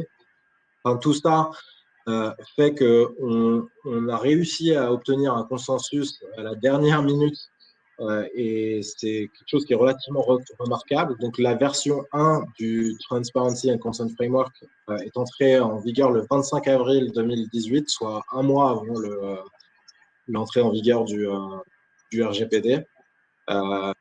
Et donc, l'aventure était née, je dirais. On a fait un tour en 2018 de toutes les autorités de données personnelles, de contrôle, enfin toutes les CNIL européennes, et on a commencé par la CNIL d'ailleurs, pour présenter cette solution. Et ça a été ce qui a nourri nos réflexions dans une version 2 qui est entrée, pour laquelle tous les acteurs ont dû migrer en septembre de cette année, c'est-à-dire c'est tout récent. Donc maintenant, je vais peut-être expliquer pourquoi on a créé le TCF et donc quelles étaient les contraintes. La première d'entre elles, c'est évidemment la problématique de mise en conformité de tous les acteurs de la chaîne. On avait trois sortes de problématiques qui nous intéressaient plus particulièrement. La première, c'était vraiment comment on offre le bon degré de transparence et d'information aux internautes avant de leur demander de faire un choix ou refuser des cookies ou des traitements de données. pour que ce choix soit bien informé. La deuxième problématique qu'on avait, c'est comment on fait, puisque c'est real-time bidding, c'est donc que tout arrive en temps réel. Comment on s'assure au moment où on reçoit de la donnée personnelle qu'on a le droit, en tant qu'acteur de cette industrie, de la traiter pour afficher une publicité ou pour voilà, faire de la publicité personnalisée. Et enfin, comment on fait pour s'assurer qu'on garde une trace du consentement qui a été donné par l'internaute en cas de contrôle et donc qu'on puisse le fournir à tout moment. C'était les vraies trois problématiques, donc la transparence d'abord et les choix, ensuite vraiment s'assurer de quel type de choix a été effectué et enfin comment on en garde la trace. Et enfin, c'était aussi l'objectif poursuivi, c'était d'avoir une expérience qui était uniformisée pour tous les internautes. Donc c'était vraiment, on aurait pu imaginer un monde où chacun y allait un peu, je dirais à sa sauce, créer ses propres finalités pour dire la même chose. Donc pour parler de publicité personnalisée, par exemple, on aurait pu avoir plein de définitions. Ça aurait été difficile, ça aurait rendu l'exercice encore plus difficile potentiellement pour tous les internautes. Et donc, l'idée, c'était vraiment d'harmoniser tout ça et de créer un standard. Si on passe au slide suivant, c'est un peu les mêmes. Alors, en fait, j'ai un peu mis ces slides juste pour dire que c'était compliqué, qu'il y avait beaucoup d'acteurs, que quand on parle de la vraie problématique qu'on pouvait avoir, c'était que comment on renseigne, comment on fournit un bon niveau d'information sur une industrie qui est extrêmement complexe. C'est un peu le même, pour reprendre ce que disait Maxime sur le front office et le back office, c'est-à-dire que le front office, c'est évidemment la page de l'éditeur, mais le back office, c'est toutes les sociétés qui vont intervenir derrière, qui vont potentiellement accéder à des données personnelles, qui vont potentiellement déposer des cookies, mais qui n'ont pas finalement d'accès à l'internaute pour dévoiler la bonne information. Si on passe au slide suivant, c'est un peu le même, c'est la même idée. En gros, à droite, on va plutôt retrouver des gens qui veulent acheter des espaces publicitaires, donc des annonceurs, des agences et après des fournisseurs de technologie. À gauche, on est plutôt sur des gens qui veulent vendre des espaces publicitaires, donc des gens qui travaillent avec les éditeurs. Et au milieu, on a ce qu'on appelle les ad exchange. Donc là, il y a un marteau. C'est en gros là où il y a la rencontre de l'offre et de la demande, c'est-à-dire la rencontre des acheteurs et des vendeurs. Et la raison pour laquelle il y a un marteau, c'est parce que tout ça, le plus souvent, arrive. Faut imaginer une grande mise aux enchères de chaque page qui se charge sur Internet. Quand un internaute en fait est en train de charger une page pour afficher du contenu, il y a un espace publicitaire qui est disponible à ce moment-là. Il va y avoir un appel publicitaire qui va être envoyé à plusieurs sociétés. Ces sociétés vont décider ou non d'acheter cet espace publicitaire et c'est finalement la société le mieux disant finalement qui va remporter l'enchère et pouvoir afficher sa pub. Tout ça se passe en des millisecondes, quoi. Donc c'est très très rapide et donc les problématiques, c'est que donc typiquement pour nous, par exemple S4M, on se situe donc là où il y a, sur la droite, là où il y a écrit Demand Side Platform. Donc nous, on est plutôt du côté acheteur. Et clairement, on n'a aucune relation avec l'internaute. On n'a aucune possibilité d'aller lui communiquer la bonne information sur nos pratiques.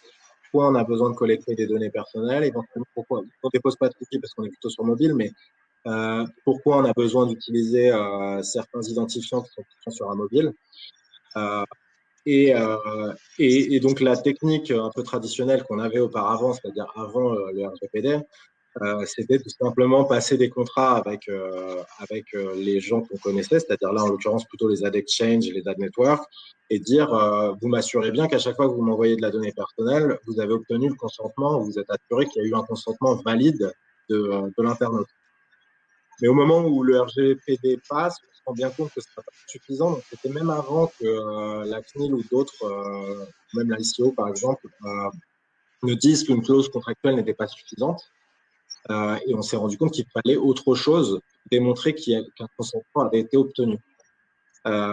Et donc, c'est là que le TCF arrive, où en fait, la technique qui a été utilisée, c'est d'abord de se positionner au niveau de l'entité qui a le contact direct avec l'internaute. En l'occurrence, c'est l'éditeur d'un site internet ou d'une application.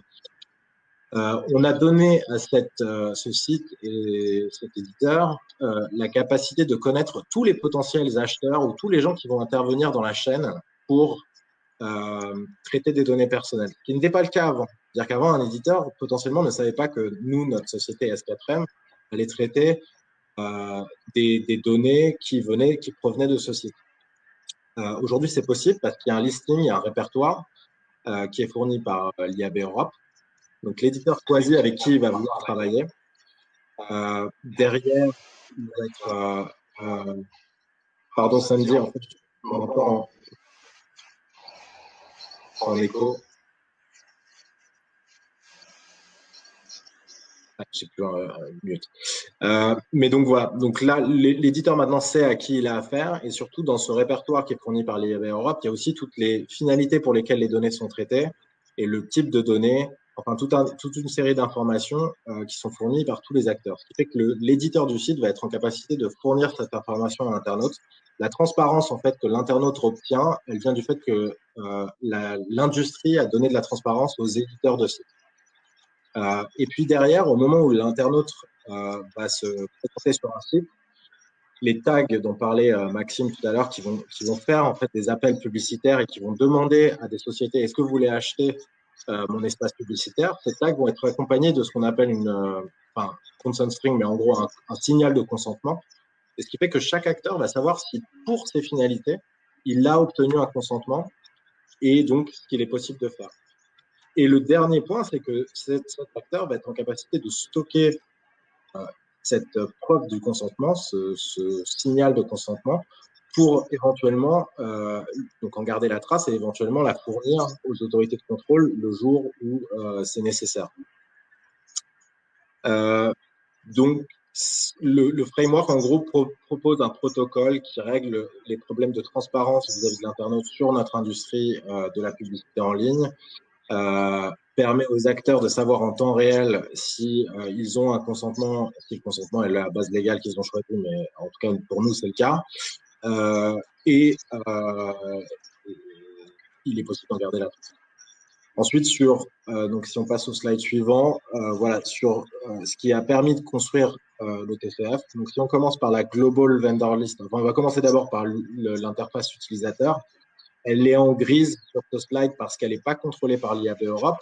Sinon, on aurait tous les gens qui participent au framework et tous les éditeurs qui participent au framework auraient la même interface pour demander le consentement. En réalité, c'est laissé quand même, il y a une liberté d'interprétation et aussi pour tenir compte des spécificités locales.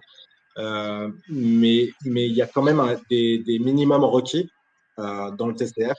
Donc, il y a des choses qui doivent de toute façon apparaître dans les interfaces qui sont utilisées, et ce, dans tous les pays d'Europe.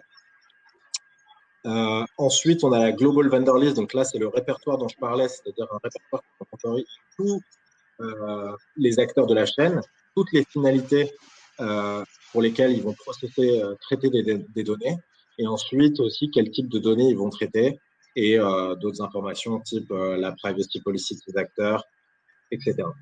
Enfin, on a les Technical Standard Framework. Donc ça, en fait, c'est les spécifications. C'est-à-dire, en fait, tout ce qui décrit techniquement comment envoyer le signal, comment le recevoir, comment l'interpréter. Et surtout, voilà, comment éviter la fraude au consentement. Parce que c'est quelque chose qui se développe aussi. Et enfin, on a, et ça va peut-être intéresser plus les jeunes, c'est qu'on a des policies, donc des règles de fonctionnement, des conditions générales d'utilisation du framework. Et là, en fait, on a aussi surtout des règles qui font des choses basiques, mais on respecte un signal qu'on reçoit. Donc, si on n'a pas le consentement, on le traite pas de données ou on ne dépose pas de cookies. On ne dépose pas le cookie avant d'avoir obtenu un consentement, évidemment. Et puis les minimums requis sur les interfaces de demande de consentement. Alors j'ai une question justement sur ces framework policies. Est-ce qu'elles sont déjà conformes aux recommandations que vient de publier la CNIL, ou est-ce qu'il va falloir les adapter justement à ces nouvelles recommandations? Alors, les policies ont été, donc il y a une version 2 du framework qui a été mise en place. Et donc, du coup, on peut passer au slide suivant. Mais cette version 2 a pris en compte en fait le retour, le feedback obtenu des différentes autorités de contrôle.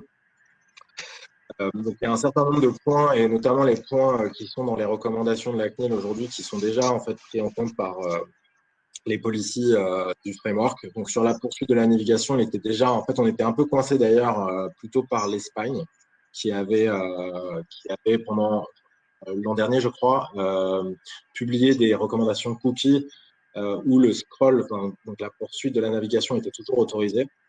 Mais on a quand même fait passer le fait que c'était une action positive claire en donnant des exemples, et dedans, il n'y avait pas la poursuite de la navigation.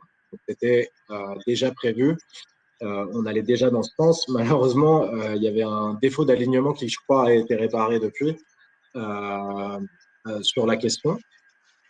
Ensuite, sur les modalités pratiques de recueil du consentement, c'est traité déjà dans les policies. Et là, pour le coup, j'ai bien fait un ligne par ligne. J'ai pas vu de différence notable. En réalité, il y a pas à ce jour, je pense, de problématiques. Donc, tout est dans l'appendix B, pour ceux qui vont aller regarder éventuellement les policies, où on explique bien les modalités, enfin les minimums requis sur ces sujets, et c'est relativement aligné avec ce qui est demandé. Ensuite, sur l'identité des responsables de traitement, c'est ce que je disais tout à l'heure, c'est qu'aujourd'hui, on a une Global Vendor List qui permet à un éditeur de savoir à l'avance, même s'ils n'ont pas de contrat avec ces intervenants, qui va potentiellement traiter les données derrière. Donc, l'identité des responsables de traitement doit pouvoir être mise à jour, et elle peut même être mise à jour tous les jours. Il n'y a pas besoin que ce soit, il n'y a pas besoin d'attendre, c'est de toute façon mis à jour par l'IAB Europe. Et en tout cas pour la publicité, les éditeurs de sites et d'applications ont cette information à disposition à tout moment. Et enfin, sur les modalités pratiques de recueil de consentement, de preuve de consentement, on a toujours ce signal de consentement qu'on peut stocker et ressortir à tout moment pour vous dire, écoutez, voilà, pour cet internaute à telle heure sur tel site, effectivement, j'avais un consentement. Qui devrait donc faciliter le travail de la CNIL en cas de contrôle. Du coup, j'ai l'impression que ça répond quand même déjà finalement pas mal aux recommandations de la CNIL. Et c'est vrai qu'en les lisant et en voyant notamment les références à des interfaces standardisées, moi, j'ai vraiment vu un lien entre ce que préconisait la CNIL et ce que l'IAB a pu mettre en place, puisqu'on reconnaît tout de suite les interfaces de l'IAB, puisqu'on a des finalités qui sont vraiment toutes formulées exactement de la même manière et qui permettent de facilement s'y retrouver sur quel est l'objectif. Et donc ça, je ne sais pas, Clémence, si la CNIL avait en tête déjà des initiatives telles que l'IAB quand vous avez travaillé sur les recommandations. Alors, effectivement, en fait, on était déjà en discussion avec l'IAB au moment des recommandations, et on continue ces discussions sur certains points très techniques qui permettraient de mieux rejoindre la recommandation. Mais dans les grandes lignes, sur le consent string qui permet de prouver le consentement, sur la liste des vendors qui permet de remplir l'obligation d'identifier les responsables de traitement, il faut reconnaître que le fait que ça existait déjà via l'IAB a permis aussi de dire aux responsables de traitement qui nous disaient « Mon Dieu, c'est impossible », alors en disant « Si, c'est possible ». En tout cas, c'est techniquement possible. La preuve étant, l'IAB propose quelque chose qui se rapproche, qui vraiment est dans cette philosophie. Donc, on continue à travailler ensemble, mais depuis un certain temps, et pour justement qu'il y ait un rapprochement maximal. Est-ce qu'il y a des questions sur tous ces aspects? Non, pas trop. Alors, je vous propose en ouverture qu'on ouvre sur une question qui, pour le coup, n'est pas en lien direct avec les cookies, mais qui est en lien avec plutôt les questions RGPD. Donc, on bascule sur l'autre pan de réglementation du fait d'une actualité qui nous préoccupe tous, qui est l'affaire Schrems 2.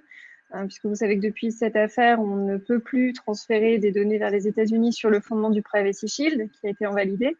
Donc la question qu'on se pose tous, que nos clients nous posent tous, c'est comment est-ce que je fais pour transférer des données vers les États-Unis de façon conforme, puisque certes, il nous reste les clauses contractuelles type, mais qui sont une solution, j'ai envie de dire, qui n'est pas complètement conforme, puisque la compréhension qu'on en a, c'est que elles peuvent être conformes, mais elles forcent quand même le responsable de traitement à suspendre le traitement si jamais il a le moindre doute sur la sécurité des données, sur une éventuelle intrusion. Donc voilà, quelles sont les solutions qu'on aurait à disposition pour néanmoins transférer des données vers les États-Unis à l'heure actuelle? Donc Clémence, je ne sais pas si vous voulez peut-être prendre l'initiative là-dessus. Ok. Juste, quand même, j'aimerais faire un rappel par rapport à Schrems 2. Et on a eu une application pratique là récemment via une ordonnance du Conseil d'État liée au Health Data Hub. Voilà, qui est une conséquence directe finalement de cette décision. Il faut quand même rappeler que la CGE a validé les clauses contractuelles type, mais invalidé le Privacy Shield. C'est quand même une nuance importante. Au motif que l'accès des autorités américaines aux données personnelles transférées vers l'UE ne bénéficie pas d'une protection suffisante et surtout ne pouvait pas faire l'objet de recours de la part des citoyens européens. Et juste un petit rappel, parce qu'il y a beaucoup de confusion par rapport à tout ça, la CJE ne visait pas le Cloud Act ou autre chose, c'était la section 2 du et l'Executive Order qui, en substance, sont deux réglementations américaines qui visent d'une part les fournisseurs de services de communication électronique, donc les fournisseurs d'accès Internet, et la surveillance électronique au sens large. Donc des choses sur lesquelles, qui s'appliquent de manière générale et sur lesquelles, finalement, un contrat entre deux parties privées n'a aucun pouvoir. Et c'est ce point-là qui a été ciblé par la CGI. En substance, l'outil contractuel, clause contractuelle est un outil qui est toujours valable. En revanche, quand il ne peut outrepasser un cadre juridique peu protecteur pour les libertés au motif des techniques de renseignement du pays de l'importateur sont questionnables, à ce moment-là, il faut trouver des alternatives, des mesures au cas par cas pour permettre soit d'abord des garanties suffisantes qui permettent le transfert, soit pour permettre de suspendre le transfert. Et là, en fait, quand on en avait discuté un petit peu au téléphone avant, je vous avais annoncé que la CNIL et le DPB sont en train de travailler sur des FAQ et surtout sur les mesures raisonnables, les alternatives qui permettraient de sécuriser un transfert vers un pays qui présente une législation en matière de renseignement un petit peu questionnable. Évidemment, ce qui ressort aussi de ces réflexions, je ne peux pas vous en dévoiler la teneur, désolée, je ne peux pas faire de spoiler par rapport à tout ça. Par contre, ce qui ressort des réflexions, c'est qu'on est sur vraiment du cas par cas. Alors, je sais que le cas par cas, c'est quelque chose qu'on met toujours en avant au point qu'on peut s'interroger sur la sécurité juridique, mais le transfert relève du cas par cas, et d'ailleurs, vous le voyez dans l'ordonnance récente du Conseil d'État. En fait, généralement, dans les contrats, vous n'êtes pas face à un transfert massif. Les contrats qui disent clairement, vos données sont conservées dans nos serveurs aux États-Unis sont finalement assez peu nombreux. Et là, on va dire que la problématique est claire. On a un transfert sans chiffrement, sans que. Et à ce moment-là, il faut effectivement se poser la question de l'opportunité de maintenir ce transfert. C'est clairement. Plus exactement, à défaut de garantie, le transfert ne peut pas avoir lieu. Garantie typique que la CNIL a pu mettre en avant en termes de mesures techniques. Je chiffre les données qui sont transférées vers le serveur qui est situé dans le pays qui ne propose pas un chiffrement. Et je garde la clé de chiffrement. Je ne confie pas la clé de chiffrement à l'hébergeur qui détient ces serveurs, au risque de pouvoir que les autorités américaines puissent facilement déchiffrer les données. Ça, c'est une mesure technique qui permet de finalement garder la maîtrise, que l'importateur puisse garder la maîtrise des informations en question, sachant qu'un hachage avec une unité à la main de l'exportateur, donc celui qui se trouve dans le pays ne présentant pas un niveau de protection adéquat, n'est pas suffisant. Donc ça, c'est le cas le plus évident. Vous remarquerez que dans la décision, l'ordonnance relative au Health Data Hub, ce qui a été ciblé, ce n'est pas le stockage des données à l'étranger, mais finalement le fait que dans certains cas, initialement c'est pour des questions d'administration des données, pour des questions de maintenance, ce genre de choses, pour des questions qui sont accessoires au stockage des données, en fait on peut se retrouver face à un transfert. Et ce qu'on constate souvent, c'est que vous avez beaucoup de contrats qui indiquent que les données sont stockées au niveau de l'Union européenne, mais avec un SAV H24, donc 7 jours sur 7, qui par définition ne peut pas être donné sur un même pays pour des questions simplement de disponibilité des personnes. Et cette maintenance de SAV suppose un accès aux données depuis des pays qui ne sont pas en Europe, qui ne proposent pas un niveau de protection adéquat. Le réflexe à avoir en tant qu'avocat dans ce cadre-là, c'est déjà d'identifier ces cas de figure et de voir dans quelle mesure, quelles sont les données qui sont concernées. Est-ce qu'on est face à des données qui sont brutes et pas particulièrement intrusives? D'ailleurs, le Conseil d'État a bien mis en avant que dès lors qu'on parlait de données de santé, d'ailleurs c'est ce qu'avait dit la CNIL aussi, on est face quand même à un cas qui est particulièrement critique et qui nécessite d'empêcher les transferts vers des pays dans des conditions qui ne présentent pas des garanties suffisantes, ou est-ce qu'on est face à des données qui sont très pseudonymisées et finalement qu'on peut minimiser au maximum de sorte qu'elles ne sont plus du tout signifiantes. Et c'est des pistes comme ça explorées. L'autre cas, c'est de voir comment rapatrier le système. Comment on est là? Comment est-ce qu'on peut rapatrier la dimension du traitement qui est soumise à transfert?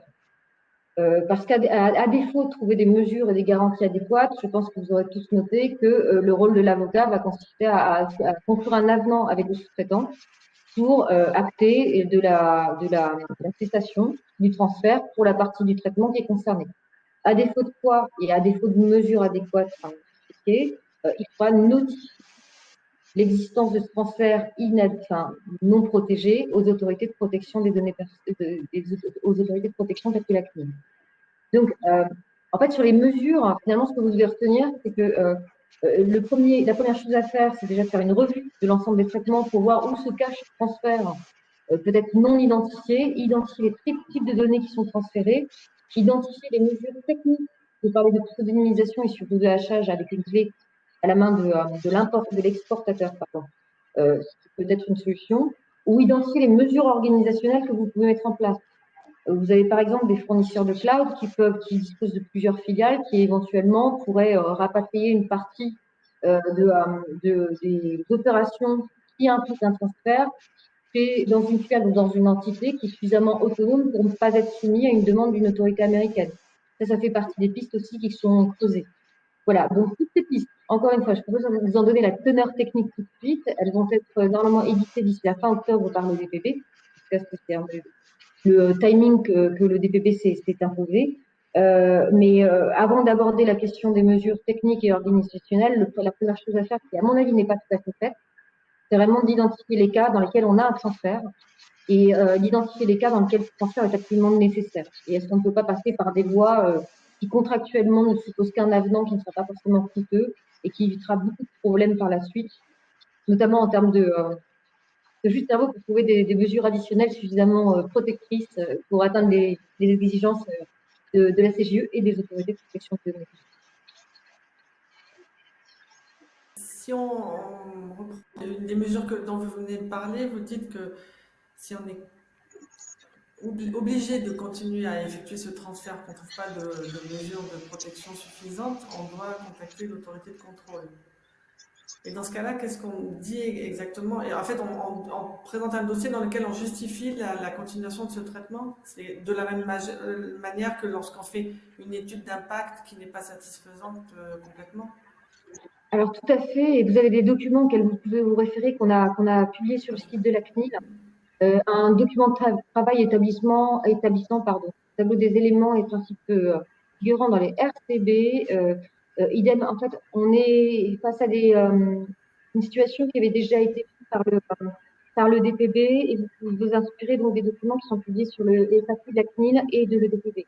Ça, c'est un premier point. Ensuite, pour répondre concrètement aussi à votre question, l'idée, c'est qu'on puisse comprendre quelle est la nature du transfert, quelles ont été, sur le modèle des AIPD d'ailleurs, les mesures que vous avez pu identifier et les limites de ces mesures qui font que le risque résiduel est toujours là, le risque d'un manque de protection, et donc que vous signaliez à la CNIL. C'est vrai qu'on se retrouve face à un mécanisme qui est un peu similaire aux notifications de violation ou aux AIPD qui engagent une consultation obligatoire des autorités en cas de risque résiduel important. Je n'ai pas perdu tout le monde. Ok. Quelqu'un d'autre? Alors, juste, moi j'ai une question, justement, si on identifie qu'il reste un risque résiduel et que donc on doit consulter la CNIL, sur quoi va porter l'examen de la CNIL et quelles peuvent être les issues de cet examen? Est-ce que ça va être vraiment une démarche justement de conseil pour trouver des mesures adaptées ensemble et en discuter? Est-ce que ça va plutôt amener une interdiction pure et dure du transfert? Alors, cette politique-là n'a pas encore été définie par la CNIL, donc je ne peux pas vous répondre très clairement. Mais on a toujours été dans une démarche constructive en fait, à la CNIL. Et quand vous regardez les discussions dont la presse fait écho sur le HDH, et d'ailleurs l'ordonnance reprend ces discussions qu'on a pu avoir au préalable, l'idée c'est qu'on puisse aussi identifier la problématique et voir si nous-mêmes on n'arrive pas à identifier des mesures concrètes qui permettraient de se protéger. Donc il y a quand même une dimension d'accompagnement qui ne sera jamais complètement niée. Surtout dans les circonstances actuelles où on est bien conscient que la CGE n'a pas laissé de délai de grâce pour se mettre en conformité et les soins aux autorités de protection d'appliquer et d'accompagner les entreprises. D'appliquer la réglementation. Quelqu'un d'autre sur le sujet?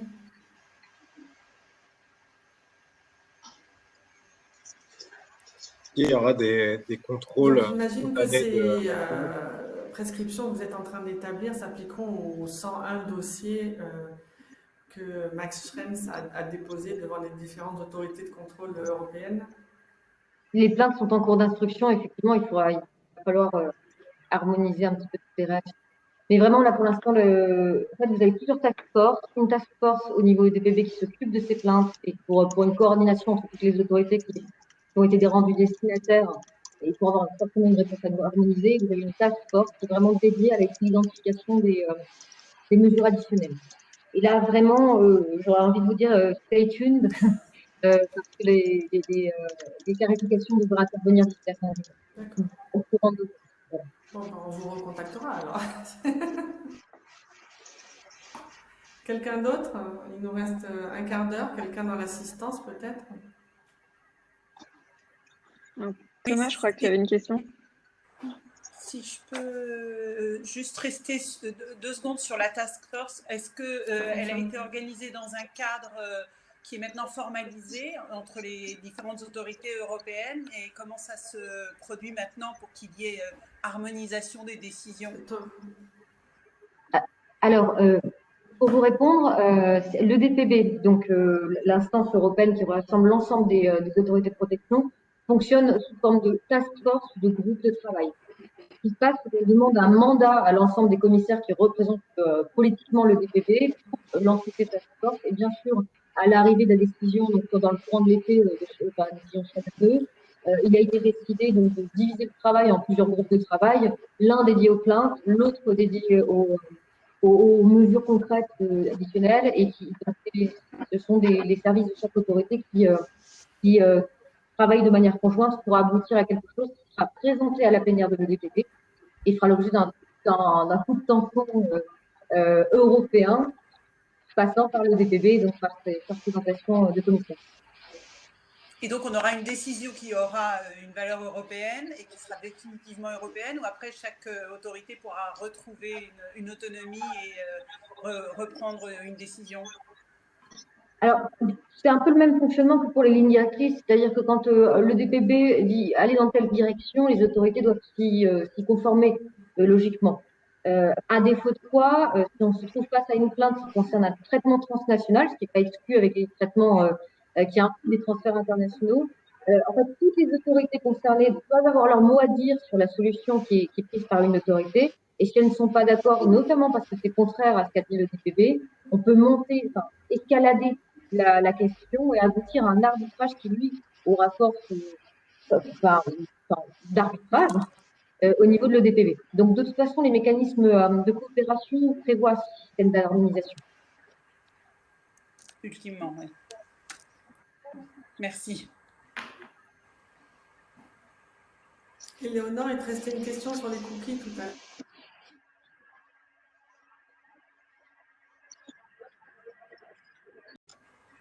Non, je crois que c'était bon, du coup, on y a répondu entre-temps. Thomas, je crois que non, Thomas, tu n'avais pas une question, toi, sur la partie Schrems 2? J'en avais deux. La première, mais je pense qu'elle a déjà été un peu en partie répondue, mais il n'y aura pas de contrôle spontané de la CNIL sur le transfert de données. Alors, là, encore une fois, la politique, l'approche de la CNIL va être communiquée, donc je ne peux pas vraiment communiquer dessus maintenant, mais il n'a jamais été dans les activités de la CNIL de lancer des contrôles immédiats et violents sur quelque chose qui relève. Et l'autre question que j'avais, qui pourrait donner potentiellement du travail aux avocats au cabinet d'avocats qui sont ici. Mais c'est est-ce que ce ne serait pas une bonne pratique, pas la manière de ce qu'on doit faire pour l'intérêt légitime avec des legitimate interest agreements, avoir un data transfer assessment à chaque fois qu'il y a un transfert qui n'est potentiellement pas couvert par une décision d'adéquacy ou Idéalement, je trouve qu'on devrait même éditer une grille d'analyse qui permette à chaque traitement de permettre par un arbre de décision, enfin vraiment une grille d'analyse, hein, au conseil juridique et même aux responsables de traitement, de comprendre à quel point il y a un transfert, à quel niveau c'est problématique et quelles sont les mesures qui s'offrent pour permettre de couvrir la problématique. Mais donc commençons par identifier les mesures additionnelles, mais excellente idée. Effectivement, ça aiderait tout le monde.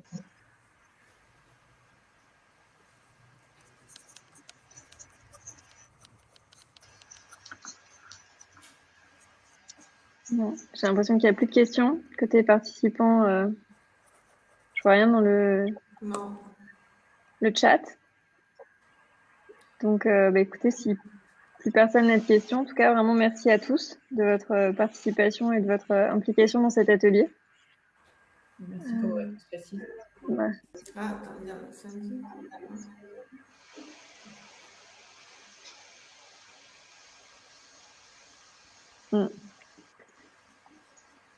Ok, écoutez, merci à tous en tout cas.